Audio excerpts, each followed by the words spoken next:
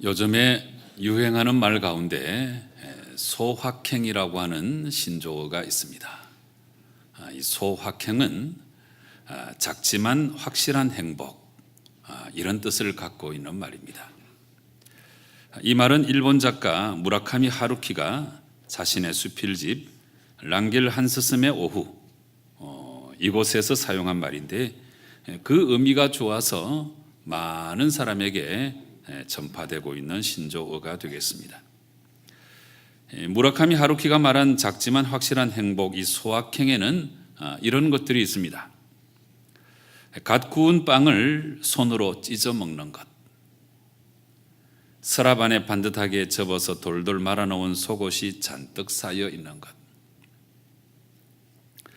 새로 산 정결한 면 냄새가 풍기는 하얀 셔츠를 머리에서부터 뒤집었을 때의 기분, 이런 것들이 이제 소확행이다, 이렇게 설명하고 있습니다.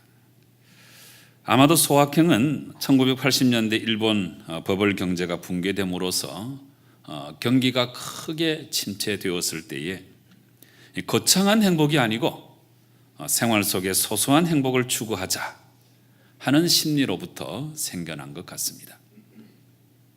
사실 이 소확행은 아주 굉장히 건강한 삶의 태도라고 말할 수 있습니다.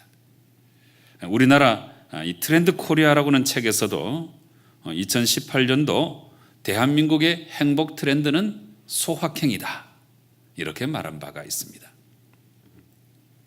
여러분, 이 소확행을 추구하는 사람들은 큰 것을 이루기 위해서 노력하다가 좌절에 빠지기보다는 생활 속에서 아주 작은 실리, 작은 행복을 추구하는 사람들이다, 이렇게 말할 수 있습니다. 그래서 값비싼 레스토랑에 가서 비싼 음식 먹으면서 스트레스 받기보다는 편의점에 가가지고 제일 비싼 도시락을 사가지고 음료수 하나 사서 이렇게 맛있게 먹는 거, 이게 바로 소확행이라 말할 수 있습니다. 그래서 이 소확행은 이제 일본이나 우리나라뿐만 아니고 전 세계로 번져나가는 추세에 있습니다. 미국 브루클린에서는 100m 마이크로 산책이라고 하는 그런 것이 유행하고 있다고 합니다. 이것은 거창한 운동 프로그램이 아니고 매일 작은 공간에 구석구석을 세밀하게 관찰함으로써 소소한 행복을 얻는 것을 말하고 있습니다. 여러분, 가만히 생각해 보니까 이 소확행은 우리의 삶에 있어서 참 중요한 삶의 태도인 것 같고, 또 특별히 우리가 그리스도인으로서 추구해야 될 것도 바로 이런 것들이 아닌가 생각할 수 있습니다. 여러분, 이 세상의 모든 사람들이 다 함께 추구하는 것이 한 가지 있는데, 여러분, 사람은 다 취향이 다르기 때문에 이 사람은 이걸 좋아하고 또 저 사람은 저걸 좋아하고 추구하는 바가 다 다르잖아요. 그런데 이 세상 모든 사람들이 다 한결같이 추구하는 한 가지 주제가 있는데, 그것이 바로 행복이라고 하는 것입니다. 행복은 누구나 다 추구하는 것입니다. 그런데 행복하기 위해서는 참 중요한 공식이 한 가지 있는데, 여러분, 이 공식을 마음에 잘 기억해 두시면 좋겠습니다. 행복은 욕심분의 만족입니다.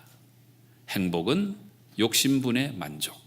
그러니까 분수죠, 분수. 이 분모에는 욕심이 들어가고 그 위에 분자에는 만족이 들어가는 공식입니다. 여러분, 이 공식을 머릿속에 한번 그려보시기 바랍니다. 분자인 만족이 커지면 그만큼 행복도 커지는 거죠. 그런데 아래에 있는 이 분모, 욕심이 커지면 행복은 그만큼 작아지는 것입니다. 이 공식을 통해서 우리가 분명히 알 수 있는 것은, 행복이라고 하는 것은 만족에 따라서 또 욕심에 따라서 그 결과가 완전히 달라진다는 것을 우리가 알 수 있습니다. 그래서 이 클라우디언이라고 하는 사람이 있는데 이런 말을 한 적이 있습니다. 탐욕하는 자는 항상 가난하다. 그렇습니다. 아무리 많은 재물과 부귀가 있어도 욕심과 탐욕이 자꾸 커지면 그는 결코 행복할 수가 없는 것입니다. 중국의 고전 채근담이라고 하는 거 여러분 들어보셨습니까? 이 채근담에서는 탐욕에 대해서 이렇게 말하고 있습니다. 탐욕이 많은 자에게는 금을 줘도 옥을 얻지 못한 것을 한탄하며 공작은 높은 지위에 있어도 제후가 되지 못한 것을 원망하니 부귀하면서도 스스로 거지처럼 살게 된다. 이 마지막 표현이 참 인상적이지 않습니까? 여러분, 이 채근담이 가르치고 있는 정신은 이 세상에 참으로 부자 거지가 많다는 거예요. 그러므로 방금 말씀드린 이 행복 공식은 만족이라고 하는 것이 우리가 행복한 삶을 살아가는 데 있어서 얼마나 중요한 것인가 하는 것을 깨닫게 해주는 것입니다. 인간의 욕망은 끝이 없기 때문에 스스로 만족할 줄 아는 것이 오히려 행복의 근원이 된다 하는 것입니다. 다시 말해서 만족이 없으면 결코 행복할 수가 없다는 것입니다. 아메리카 인디언 사회에서 오랫동안 전해져 오는 참 중요한 교훈이 한 가지 있습니다.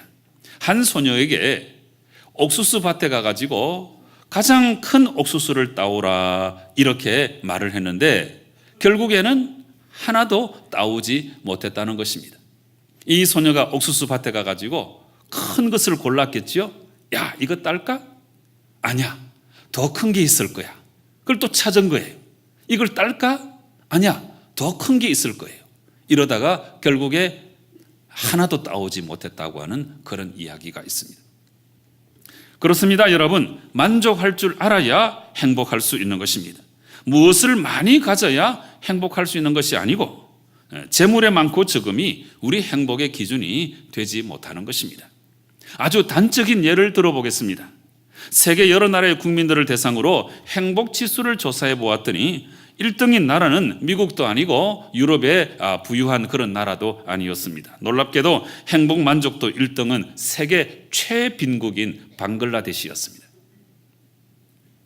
여러분, 이것은 절대 웃을 일이 아니죠. 이 결과는 정말 굉장히 중요한 시사점을 우리에게 전해주고 있습니다. 여러분, 행복이라고 하는 것은 많이 가진다고, 많이 높아진다고, 많이 편리해진다고, 많이 누린다고 찾아오는 것이 결코 아니라고 하는 것입니다. 그런데 바로 이와 같은 사실을 깨닫지 못하고 오늘날 이 세상은 온갖 탐욕 속에서 허우적거리고 있습니다. 오늘날 우리의 정치가 이 모습밖에 되지 않은 것은 사실 그 밑바탕에는 아주 이기적인 탐심이 도사리고 있기 때문입니다. 정치뿐만이 아닙니다. 우리가 살아가는 모든 삶의 현장에는 바로 이런 탐심이 가득 차 있습니다. 한 대형 교회가 목회 세습을 해서는 한국 교회를 발칵 뒤집어 놓고 세상 사람들로부터 손가락질을 받고 있는 것은 아무리 아름다운 미사력으로 포장을 한다고 해도 사실은 그 내면에 사악한 탐심이 도사리고 있는 것입니다.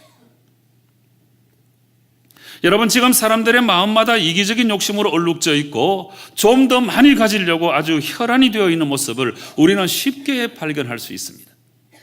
결국 사람들은 탐심 때문에 거짓말을 하고 탐심 때문에 뇌물을 주고받고 탐심 때문에 다른 사람을 미워하고 심지어 이 탐심 때문에 서로 싸우고 죽이는 데까지 이르고 있습니다. 그리고 그 탐심이 어떤 때는 아주 집단적으로 발생해서는 님비 신드롬, not in my backyard, 우리 집 뒷뜰은 안 된다고 하는 아주 이기적인 모습으로 치닫고 있습니다. 그리고 이 탐심 때문에 국가 간에도 더 많은 자국의 이익을 위해서 필사적인 노력을 하고 있고 이것이 마음대로 안 되면 전쟁까지도 불사하는 것입니다. 그러므로 이 세상의 모든 사람들, 모든 사회, 모든 국가의 밑바닥에는 바로 이와 같은 아주 어두운 탐심이 깊이 도사리고 있는 것입니다. 그래서 여러분, 탐심이 이렇게도 무서운 것이어서 오늘 본문에서는 이 탐심에 대해서 우리 예수님께서 아주 심각한 교훈을 우리에게 전해주고 계십니다. 어느 가정에 형제 간에 재산 분쟁이 일어났습니다. 그래서 이 형제 중에 동생이 어느 날 예수님을 찾아와서는 이런 요청을 하고 있습니다. 선생님, 내 형을 명하여 유산을 나와 나누게 하소서. 여러분, 모세의 율법에 의하면 재산의 상속은 형에게 우선권이 있어서 3분의 2를 차지하고 그리고 동생은 3분의 1을 갖도록 규정하고 있습니다. 그리고 재산 분쟁이 있을 때 이스라엘 사람들은 랍비를 찾아가서 랍비에게 요청해서 이 소송을 제기할 수 있었습니다.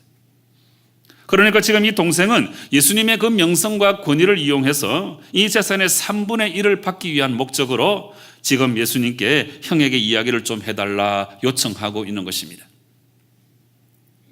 그런데 이 요청을 듣고서는 우리 주님께서 아주 단호하게 이런 말씀을 하셨습니다. 이 사람아, 누가 나를 너희의 재판장이나 물건 나누는 자로 세웠느냐? 여러분, 예수님의 이 말씀은 나를 그런 사사로운 재산 분쟁의 해결자로 생각하지 말라 하는 아주 단호한 말씀이죠.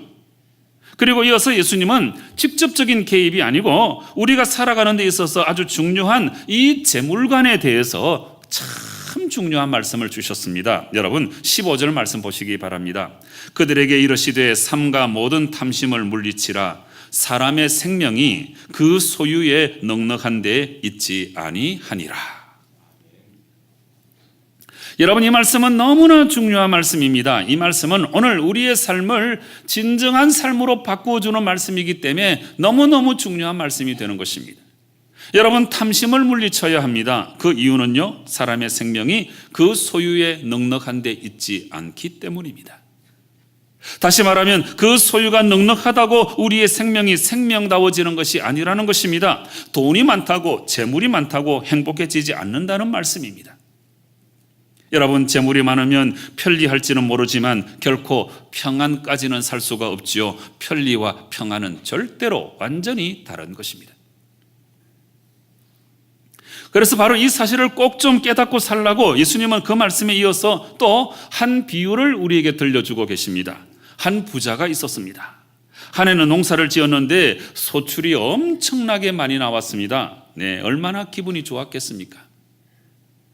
그래서 그는 이렇게 생각했습니다. 내가 곡식을 쌓아두기에도 부족할 정도로 소출이 많으니까 어서 빨리 이 큰 곡간을 헐고 내가 새 곡간을 지으리라.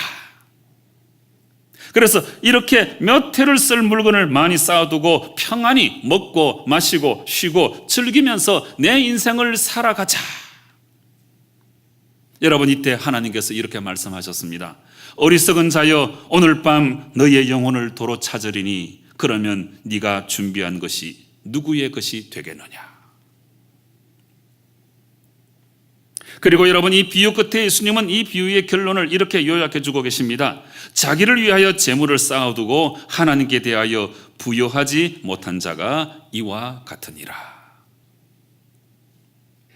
오늘 1부도 그렇고 2부도 그렇고 오늘 3부도 그렇고 아멘을 안 해요. 네. 다른 때 아멘 잘하는 우리 3부인데 이 재물에 대해서, 돈에 대해서 이야기하니까 아멘을 안 해요. 여러분, 한번 잘 생각해 보시기 바랍니다. 정말 생각해 보셔야 돼요. 내가 바로 예수님 비유에 등장하는 이 사람과 같지 않은지 생각해 봐야 돼요. 돈과 재물로 인생의 행복을 보장받으려고 하는 이 사람과 같지 않은가 생각해 보아야 합니다. 여러분, 진정 행복하기를 원하신다면 돈과 재물로 말미암는 어리석은 행복을 추구하지 말고 오늘 예수님 말씀을 귀담아 잘 들어야 합니다. 삼가 모든 탐심을 물리치라. 사람의 생명이 그 소유에 넉넉한 데에 있지 아니하니라. 여러분, 오늘 이 말씀만이 아닙니다. 이 재물에 대해서 우리 예수님께서는 다른 말씀을 하실 때와는 비교가 되지 않을 정도로 아주 심각하게 말씀하셨다는 것을 우리가 잘 알아두어야 합니다. 마태복음 6장 24절에서는 한 사람이 두 주인을 섬길 수 없다 하는 비유를 들어서 말씀하시면서 하나님과 재물을 겸하여 섬길 수 없다 이렇게 말씀하고 계십니다. 예수님께서 이렇게까지 말씀하시는 걸 우리가 잘 이해해야 돼요. 이 말씀은 돈과 재물이 마땅히 높임을 받으셔야 될 하나님의 위치까지 위협하는 아주 위험한 존재라고 하는 것입니다. 그러니까 이 돈과 재물에 대한 욕심이 우리가 갖게 되면은 여러분, 이게 하나님처럼 된다는 뜻이에요. 이 세상에 하나님보다 지존하신 분이 어디 계십니까? 그런데 예수님께서 다른 분도 아니고 예수님께서 이 하나님과 재물을 똑같은 위치에 올려놓고 오늘날 너희 섬길 자를 택하라고 말씀하시는 거예요. 그래서 이 재물은 이미 하나의 신이 되어 있는 거예요. 그렇기 때문에 이걸 맘모니즘, 재물의 신이라고 그렇게 부르잖아요. 심각한 도전의 말씀이에요. 아프리카에서 원주민들이 원숭이를 사냥하는 방법은 아주 간단하다고 합니다. 사냥꾼들은 원숭이들이 다니는 길목의 나무에다가 열매를 넣어놓은 조롱박을 단단하게 묶어 놓는다고 하지요. 그리고 이 조롱박에 원숭이 손이 겨우 들어갈 만한 조그만 구멍을 뚫어 놓는다고 합니다. 원숭이는 이 조롱박에 맛있는 열매가 들어있는 것을 확인하고는 그 안에 이제 손을 집어넣는 거지. 그런데 이 열매를 움켜쥐는 순간 손을 뺄 수가 없어요. 네. 이 조롱박의 구멍이 너무 작아서 열매를 쥐고서는 이 손을 빼지 못하는 거예요. 사냥꾼들이 몰려옵니다. 그런데 자신이 쥐고 있는 이 손을 놓고 손을 빼고 도망을 가야 되는데 이 열매 쥔 손을 펴지 못하고 결국에는 사냥꾼에게 붙잡히고 만다는 이야기입니다. 여러분, 이것은 사람도 마찬가지입니다. 지나친 욕심은 우리의 판단력을 흐리게 만듭니다. 재물을 움켜쥔 손을 놓지 아니하면 낭패를 당하는 수가 있습니다. 손을 펴야 살 수 있는 것입니다. 재물을 숭배하는 사람은 그 자신도 재물로 변화될 수밖에 없습니다. 재물 때문에 망할 수 있다는 이야기입니다. 그러므로 여러분, 진정한 행복을 얻으려고 하면 손을 펴고 만족할 줄 알고, 그래서 욕심을 버리고 살아갈 때 진정한 행복을 누릴 수 있게 되는 것입니다. 이 재물에 관한 그런 내용은 성경에 굉장히 많아요. 야고보서 1장 15절, 욕심이 잉태한 적, 욕심이 자꾸 자라서 죄를 낳고 죄가 장성한 적 사망에 이른다고 말씀하고 계세요. 골로새서 3장 5절 말씀, 탐심은 우리로 하여금 하나님보다 땅의 것에 가치를 두게 만드는 우상 숭배라고 분명히 말씀하고 있습니다. 그러면 여러분, 우리는 어떻게 살아야 하겠습니까? 어떻게 하면 이 탐심을 물리치고 참 아름다운 삶을 살아갈 수 있겠습니까? 일전에 나온 책 가운데 우리는 너무나 복잡하게 산다라고 하는 제목의 책이 있습니다. 부동산 투자회사의 사장인 엘레인 제임스라고 하는 사람이 있는데 주당 60시간 동안 일하면서 정신없이 살다가 바쁘다 바빠, 이 정신으로는 내가 절대로 행복해질 수 없다는 것을 깨달았어요. 이게 이제 자각이죠. 자각. 제가 연초에 이 자각에 대해서 설교 한 말씀 드린 적이 있어요. 신앙은 자각이에요. 인생을 살아가다가 때때로 자각해야 돼요. 자각, 깨달아야 되는 거죠. 그래서 이 깨달음 후에 그는 자신을 둘러싸고 있는 번거로운 것들을 하나씩 둘씩 다 버리기 시작했습니다. 근무 시간을 30시간 절반으로 줄였습니다. 가족과의 시간을 늘리고, 그리고 많이 가지기보다는 적게 바라는 삶을 추구하였습니다. 그런데 그 결과가 놀라웠다는 거죠. 삶은 신기하게도 더 여유롭고 더 행복해졌다는 것입니다. 더더욱 놀라운 사실이 있는데, 절반밖에 일하지 않았잖아요. 60시간 일하다가 30시간 일하는데, 그런데 오히려 이 수입이 이전보다 4배나 늘었다고 말하고 있어요. 여러분, 이 책을 한마디로 요약하면 버림의 미학이라고 할 수 있습니다. 저자는 실제 자신의 체험을 바탕으로 이 책을 쓰고 있습니다. 그래서 저자는 이 책에서 인생을 단순하게 사는 100가지의 지혜를 소개하고 있는데, 예를 들면 쓸모없는 물건들은 즉시 버리고, 정 아쉬우면 기한을 정해서 보관했다가 버리고, 쇼핑 시간은 절반으로 줄이고, 라이프 스타일도 간소화해서 작은 것을 지향하고, 또 한 가지, 텔레비전과 잡지도 될 수 있는 한 보지 말라는 거예요. 왜냐하면 텔레비전 광고나 인테리어 잡지에 나오는 사진들은 우리가 속아서 넘어가서 그렇지 실상은 전혀 사실과 맞지 않는다는 거예요. 오늘 예배 마치고 돌아가셔서 텔레비전 한번 보세요. 광고 유심히 한번 보세요. 네. 뭘 이렇게 막 먹으면 가족들이 막 건강해지고 막 화가 그리고 너무너무 행복한 모습이 있죠. 이거 다 뻥이에요. 뻥.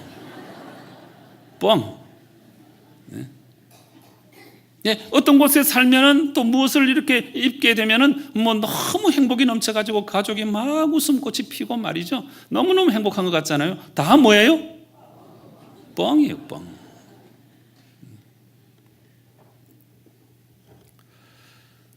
그리고 이 사람이 말하기를 기상시간을 1시간만 앞당기면 생활이 굉장히 여유로워지고 풍족해진다고 말하고 있어요. 결국 단순함이 풍성한 삶의 지름길임을 가르치고 있습니다. 여러분, 이것은 참 중요한 지적이 아닐 수 없습니다. 바로 이런 의미에서 우리 안에 있는 이 지나친 욕심이라고 하는 것은 아주 무서운 병이라고까지 할 수 있습니다. 여러분, 이 지나친 욕심, 탐심에 대해서 제가 상담 심리학적으로 설명을 해드리겠습니다. 여러분, 제가 상담학 박사인 거 아십니까? 네, 감사합니다.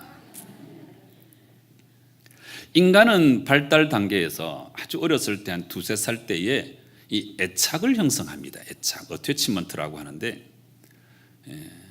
근데 아이가 이렇게 자라나면서 엄마를 알아보고 엄마에게, 가족에게 애착을 형성하지요. 근데 이게 너무나 당연한 것 같지만, 이 심리학자들은 이제 이걸 설명하는 거예요. 그런데 이 엄마와의 애착 관계를 형성할 때 이 애착이 정상적으로 잘 형성이 돼야 돼요. 이 애착 형성이 안 되면 이제 심리학자들이 그런 실험도 하고 그러죠. 이렇게 이제 엄마가 같이 있다가 잠깐 자리를 이렇게 떠나는, 그렇게 되면 애들이 막 불안해가지고 막 눈물을 흘리고 이제 그런 상황이 전개되는 거죠. 애착 형성이 잘 안 돼가지고 애착 형성이 형성되어 있으면 엄마가 없어도 엄마는 다시 올 것이다, 이런 애착을 갖고 있는 것인데, 이 애착 형성이 안 되면 불안해하고, 나중에 이제 애착 형성이 안 된 경우에는 어른이 된 다음에는 이 엄마의 대용품을 찾아가지고 돈이나 물질이나 쾌락이나 향락에 오히려 애착을 형성하게 된다는 거예요. 그래서 잘못된 애착은 곧바로 욕심으로 발전하고, 그리고 그것은 중독 현상을 불러일으킨다는 것입니다. 그러므로 지나친 욕심은 하나의 정신병이다, 이렇게 진단할 수 있어요. 저는 어릴 때 너무 가난하게 자라가지고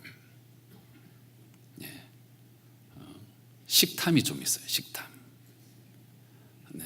음식 같은 거 시키면 많이 시켜놓고 먹어야지, 요만큼 시키면 좋지 않아요. 기분이 안 좋아요. 저희 집사람이 항상 놀라는 게 있어요. 이렇게 많이 먹어? 전 식탐이 있는 것 같아요.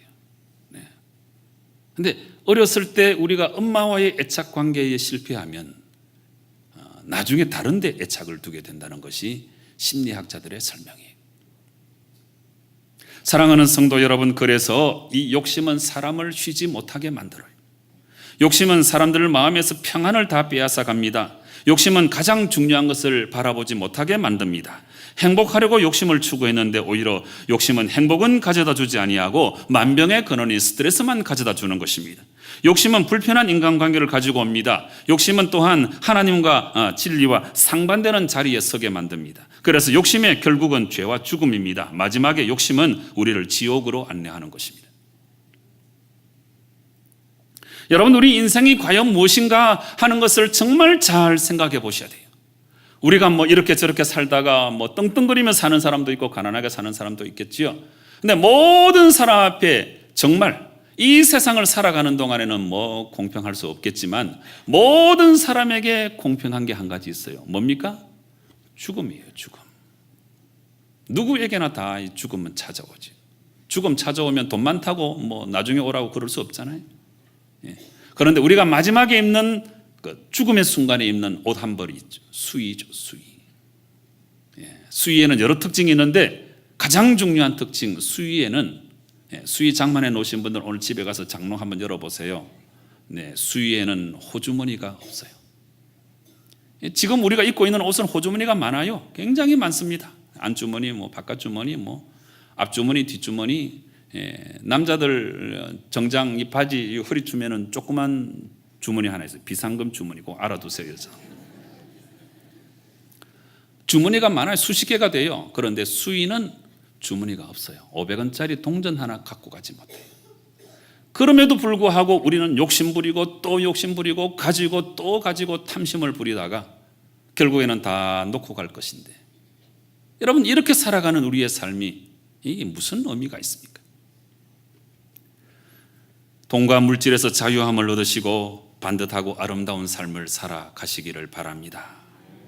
뒤틀린 이 시대에 우리에게 올바른 영성으로 안내하는 분이 한 분 계시는데, 저는 이 헨리 나우엔을 참 좋아합니다. 이분은 어려서부터 신동으로 불려졌습니다. 천재였어요. 그래서 그분은 나중에 최정상의 자리에 올랐었는데 온더탑에 선 사람이에요. 나중에 미국 하버드 대학교의 교수가 되었습니다. 이 나우엔이 쓴 20권의 이 저서는 모두가 다 베스트셀러가 됐고 사람들로부터 추앙을 받았어요.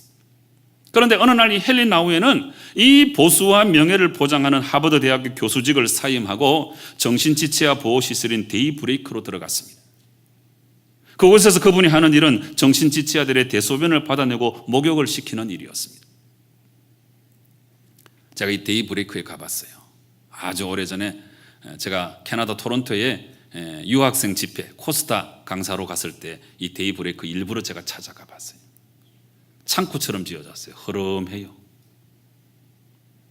사람들이 그에게 물었습니다. 아니 대학자가 왜 제자들을 가르치지 않고 엉뚱한 일을 하십니까?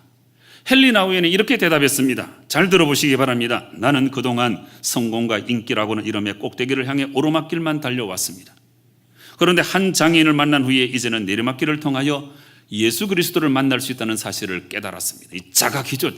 자각해요. 신앙은 자각이에요. 오르막길에서는 나는 예수님을 발견하지 못했지만 나는 내리막길에서 예수님을 발견했습니다. 나는 지금 무지무지하게 행복합니다. 참으로 큰 울림을 주는 고백이 아닐 수 없습니다. 아프리카의 칼라리 사막에는 스프링벅이라고 하는 사냥이 서식하고 있다고 합니다. 이 동물들은 푸른 초원에서 한가롭게 풀을 뜯다가 한 마리가 막 달리기 시작하면 수십 마리, 수백 마리가 막 함께 달려간다고 하죠. 이런 습성이 있는 거예요. 한 마리가 달리기 시작하면 초원을 질주하는데 뒤에서 뛰는 이 사냥들은 왜 뛰는지도 모르고 맹목적으로 그냥 달려나가는 것 똑같이. 근데 앞에 절벽이 있어요. 근데 멈출 수가 없어요. 앞에 있는 이 사냥들은 뒤에 오는 사냥들이 막 밀어붙이기 때문에. 그래서 가끔 가다가 수백 명이 절벽 아래서 이 스프링벅이 목숨을 잃는 그런 일들이 종종 발생한다고 합니다. 사랑하는 성도 여러분, 오늘 우리는 이 스프링벅과 같은 존재가 아닌지요? 맹목적으로 욕심과 탐심에 절어 절망과 죽음을 향하여 치닫고 있는 우리의 모습은 아닌지요? 이웃이 이것을 사니까 나도 사고 이웃이 저것을 하니까 나도 꼭 그렇게 해야 되고, 자신이 어디서 와서 무엇 때문에 살고 어디로 가는지 모르면서 무한 질주 경쟁을 벌이는 거예요. 여러분, 세상은 지금 욕심의 무한 경쟁을 벌이고 있습니다. 그리고는 결국에 절벽으로 추락하는 비극을 맞이하고 있습니다. 사랑하는 성도 여러분, 욕심의 유혹, 탐심을 물리칠 수 있어야 합니다. 우리 그리스도인은 청빈한 삶을 위해서 부르심을 받았습니다. 여러분, 제가 이런 말씀 드린다고 해서 무조건 지지리도 가난하게 살라 이런 뜻이 아닙니다. 절대로 아니. 저는 우리 구미교회 성도님들이 정말 부자가 되셨으면 좋겠어요. 큰 부자. 네. 또 열심히 노력해서 여러분들의 자녀손들이 온더탑 정상에 섰으면 좋겠어요. 네. 제 바람입니다. 네. 그런데 부자가 되어도 물질의 노예가 되는 그런 부자가 아니고, 나만을 위한 부자가 아니고 하나님의 영광을 드러낼 줄 아는 부자. 제가 이런 부자를 이름 붙였어요. 이런 부자를 가리켜서 가난한 부자라고 그래요. 가난한 부자. 다윗의 고백 아시죠? 내가 가지고 있는 모든 것이 다 하나님께로부터 왔사온즉. 네. 다윗의 마지막 기도가 그거잖아요. 여러분, 이것은 보물을 하늘에 쌓아두는 현명한 삶을 살라는 것입니다. 수억짜리 복걸이, 수천만 원짜리 민꽃을 입는다고 천국에 들어가는 건 아니죠. 천박한 유행에서 우리가 고개를 돌릴 줄 알아야 돼요. 지난 주간에 이발한다고 목욕탕을 갔는데, 남자들은 목욕탕에 갈 때 아무것도 안 갖고 가요. 그냥 씻고 거기 있는 드라이기, 그리고 겨우 로션, 스킨 다 있어요. 그리고 나오면 끝나는 거예요.